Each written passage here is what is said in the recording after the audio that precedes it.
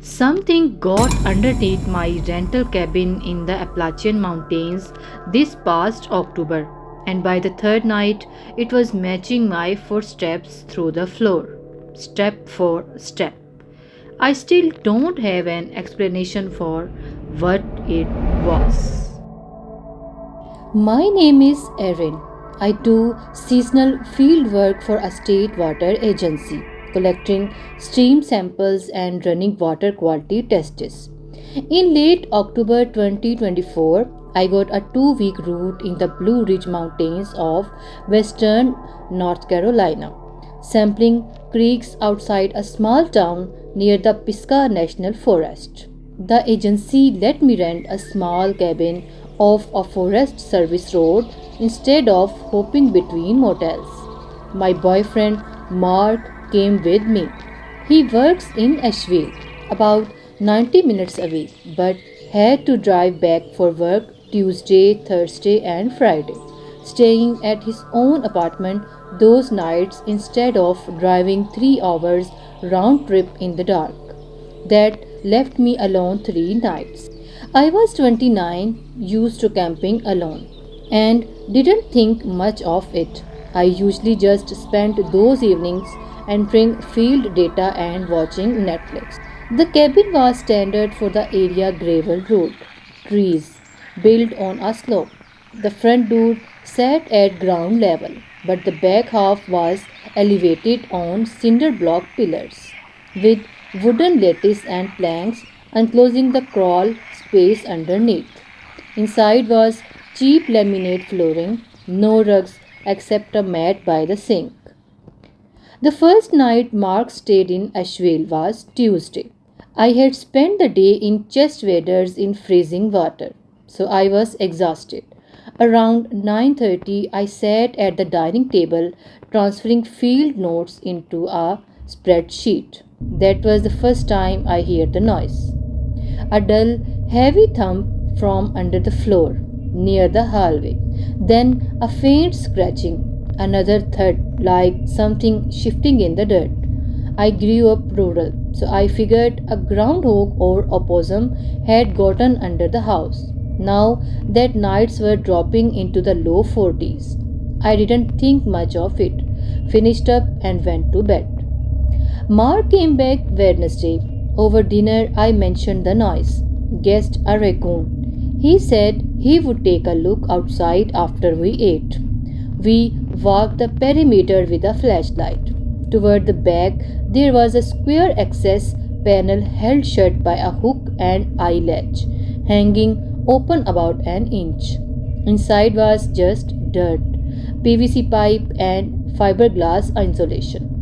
No animal, but near the latch were deep scratches in the pine, spaced wider than my spread hand. Mark guessed a stray dog or bear cub, hooked the latch shut, and we went inside. Thursday, Mark left for his shift. I spent the afternoon at 3 stream sites. Go back around 6, showered, ate, and sat on the couch scrolling my phone. At exactly 8:40, the noise started again, louder this time, starting in the bedroom. Thump, scrap, like a heavy bag of sand dragged a few inches at a time across dry earth. I muted the TV and listened. The dragging stopped, replaced by a soft brushing against the joists. I wasn't scared yet, just annoyed. I figured the wind had knocked the latch loose again and decided to grab a broom and bang on the skirting to scare it off. I stood up and started toward the kitchen. 5 steps across the laminate, I wear heavy wool socks and walked hard on my heels. As I walked, I heard a sudden, violent shifting underneath the floor, exactly in pace with my steps. I stopped dead in the middle of the room. Underneath me, the noise stopped. I stood perfectly still. I told myself it was just vibration traveling through the wooden spotters, an acoustic trick of a cheap cabin, nothing more. I took a slow step with my right foot, thumb directly below it. Another step, left foot, thump directly below that one, too. A cold knot formed in my stomach. Whatever was down there was not securing away from my footsteps. It was tracking them. It was big enough that I could feel it pressing against the joists when it moved. I took 3 quick, loud steps toward the kitchen. It followed right beneath me, keeping perfect pace. Not scrambling legs, but something large, dragging its weight through the gap between dirt and floorboards. I backed toward the couch. The shifting followed, inch by inch, stopping right beneath the sofa. When I sat down, I pulled my legs up and wrapped my arms around my knees. I sat there 2 hours without moving.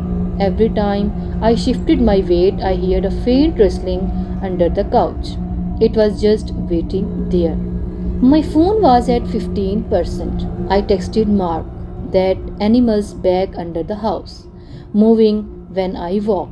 He texted back, call the rental company in the morning. They have a caretaker for pests. I didn't tell him how terrified I actually was. I stayed awake almost all night. Around 4 in the morning, I heard it drag itself back toward the bedroom, and then the sound faded out completely. When the sun came up, I felt braver. I put on my boots, grabbed my keys, and went outside. The metal hook was lifted out of the eyelet again. The panel was hanging open. There were new scratches, fresh, same white set pattern, but this time I noticed why the hook kept coming undone. The deepest gouges were on the inside edge of the wood. Something had been reaching a limb out from inside, feeling blindly for the latch and flicking it open. I drove to a gas station up the highway for better service and called the rental management number. The caretaker, a guy named Bill, met me at the cabin with a local exterminator. I told them there was a large animal under the house and the latch was broken. The exterminator crawled into the access panel and was under there about 20 minutes while Bill and I waited in the driveway. When he backed out, brushing red dirt off his coveralls, he looked confused.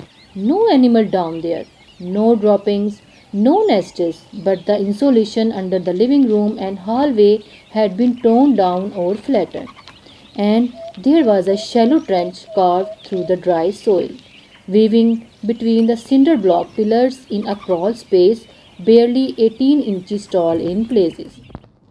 Bill asked if a bear could have squeezed in. The exterminator shook his head. A bear wouldn't dig a trench like that or unhook a latch. He pointed at the fresh scratches. I don't know what kind of claws make marks that far apart, he said. He looked at me, clearly trying to find a polite way to say the next part. Honestly, ma'am, if I didn't know how tight it is under there, I would say you had a vagrant crawling around. But a grown man couldn't fit his shoulders through some of those gaps. He would get stuck. Bill screwed the panel shut with 4 long wood screws and gave me his number in case I heard anything else. I didn't stay along for the rest of the trip. Mark came back that afternoon and stayed through the weekend. We didn't hear another noise. When it was time to leave, I packed fast and didn't look back at the skirting. I still do that flat work, still stay in rental cabins when the agency pays for them, but I always check the foundation before bringing my bag inside. If a place has wooden skirting and a crawl space, I won't sleep there. I live on the 3rd floor of a brick building now. I know it's irrational, but sometimes walking from the kitchen to the bedroom at night, I catch myself stopping in the middle of the floor just to make sure nothing stops with me.